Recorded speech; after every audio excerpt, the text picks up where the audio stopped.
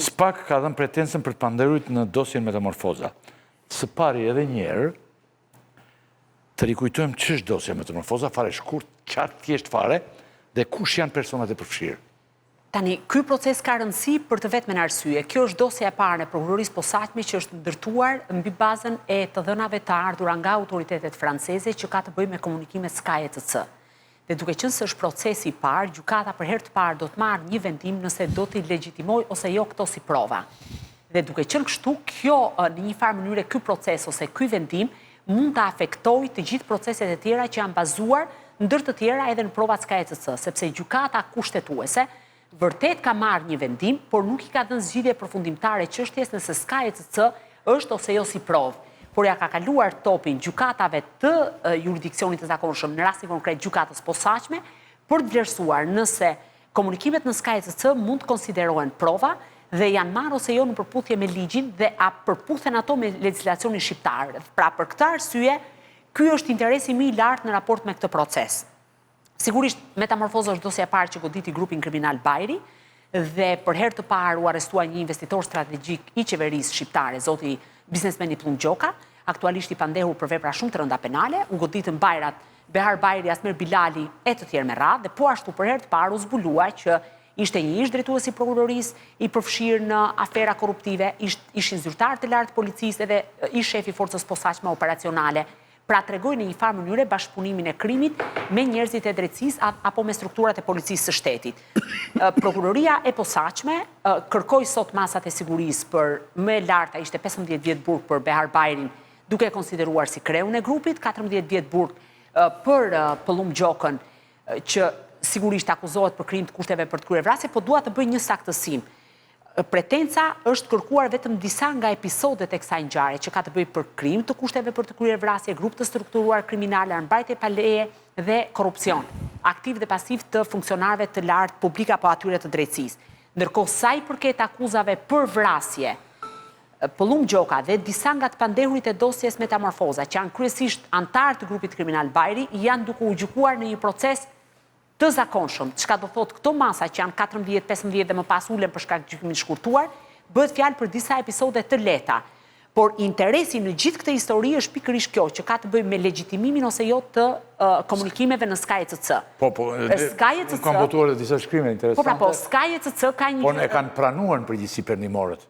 Po, për shembull pash një shkrim të zotit Alimi, ish ministër i drejtësisë, edhe po ishte edhe një bashkautor, kërkoi shumë ndjesë. Ata shpjegojnë që kjo pranohet. Tani, ideja është që e para gjithë debati madh, se pati edhe debat sot në seancë, janë marrë këto prova në përputhje me ligjin, pra ka qenë rregull letërporosia, e para, e dyta, a mund të qëndrojë një person në burg, se ka raste kur bëhet fjalë për vrasje apo atentate mafioze dhe marzhi i dënimit është burgimi i përjetshëm, a mund të qëndrojë vetëm në komunikime në Sky ETC?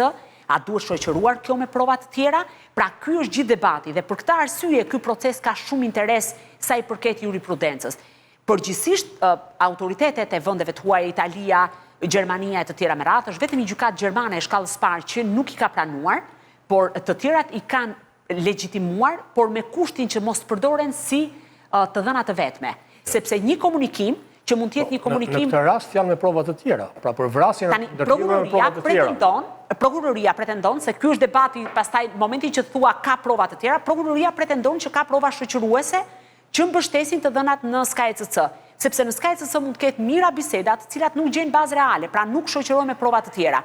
Ato biseda të cilat nuk gjejnë mbështetje në prova të tjera siç janë prova shkencore me ADN, përputhet kalibri i armës, vendi i ngjarjes, proces verbal i këqyrjes së krimit e tjera me radhë, apo lidhja në forma të tjera të dy personazheve që mund të jetë një krim i organizuar, një në polici, në drejtësi e tjera me radhë, nuk mund të përdoren si argument në gjykatë. Pra, edhe për këto arsye, ky është gjithë debati i madh në procesin Metamorfoza. Dhe po të shikoje, Gurali Ibrahimllari, që ka qenë ish gjyqtar i krimeve të rënda dhe aktualisht është njëri prej avokatëve të Plum Gjokës, pikërisht këtë debat bëri. Pra, ai kërkonte llogari prokurorisë së posaçme që a mundet sot prokuroria të tregoj formën dhe mënyrën se si janë marrë të dhënat e Sky ETC-s dhe si do të legjitimohen në raport me legjislacionin shqiptar, sepse për shembull mund t'i pranojë Gjermania, se është vendi i Bashkimit Evropian, dhe serveri është gjetur në Francë, ka patur një vendim të gjykatës së Lilës kur është marrë etj me radhë. Por ne nuk kemi pjesë e Bashkimit Evropian. Pra, si e kemi të përputhur në legislacionin dhe ndaj unë e shikoj si një proces shumë interesant për te viteve të dënimit, se për shembull për prokurorin, ish prokurorin Vendimin në Gjermani është i shkallës parë. Po pra, po ndaj e sqarova pra. I izoluar dhe nuk ndryshon në gjë. Patjetër. Se është vendimi i shkallës parë dhe nuk është ndryshon në gjë. Absolutisht, është vetëm një gjykatë që nuk e ka pranuar. Të tjerat e kanë. Kjo s'ndryshon gjë në jurisprudencën europiane dhe jo më pastaj të reflektojnë në Po pra, Shqipëri. po, për shembull, çfarë pritet nga gjykata kushtetuese? Gjykata kushtetuese mund ta zgjidhte një herë mirë këtë çështje. Të thoshte pranohen ose jo. Gjykata kushtetuese nuk e dha këtë vendim. Gjykata kushtetuese ja pasoi topin gjykatave të zakonshme. Dhe prandaj ka interes kjo çështje, se mund të ketë pafundësisht interferenca për t'i zhbërë këto komunikime, ose për t'i pranuar këto komunikime. Dhe pastaj masat e dënimit për ish prokurorin e Kuksit, ish drejtuesin e prokurorisë, ishte 6 vite burgim, për ish shefin e forcës posaçme operacionale Bistri 9 vite burgim, dhe tjera shkonin te 10, 11, 12 vite burg. Pra në total kjo ishte 7 pandehur. Por po sqaroj nuk lidhet me akuzat për vrasje, janë krim të kushteve për të kryer vrasje dhe vepra penale të korrupsionit, armbajtjes pa leje. Pra në një farë mënyre është thjesht maja e icebergut në raport me krime që dyshohen të pandehurit e dosjes Metamorfoza. Po, dhe këtu do mbetemi me këtë pikë. Unë them që është një moment tjetër më i rëndësishëm, si ne duhet të diskutojmë për këtë pjesë. Kush do ta drejtojë Byron Kombëtare të Hetimit? Besoj është një problem interesant që ka pushtuar është mjaft ka interesat më dha në ditët e fundit, sepse janë pikërisht tani zgjedhjet, kush do ta drejtojë. Janë mësuar ditën e sotme me zonja Lala emrat e kandidatëve për kreun e Byros Kombëtare të Hetimit. Përpara se të flasim procesin e kandidatët, a mund t'i themi publikut fare thjesht edhe një herë çfarë është kjo BKE-ja, Byroja Kombëtare e Hetimit? Ç'punë konkrete bën ajo dhe sa e rëndësishme është për hetimet e SPAK? Po nëse ke Byron Kombëtare të Hetimit në xhep, nëse mund ta them kështu me fjalë të thjeshtë, ke automatikisht kushdo që ka kreun, pra në anën e tij kreun e BKH-s, në një farë mënyrë ka edhe prokurorinë e posaçme, sepse është struktura mbështetëse e prokurorisë posaçme. Kryen çdo veprim hetimor, çdo vëzhgim, çdo përgjim, çdo zbardhje proces verbali, çdo zbardhje të përgjimeve.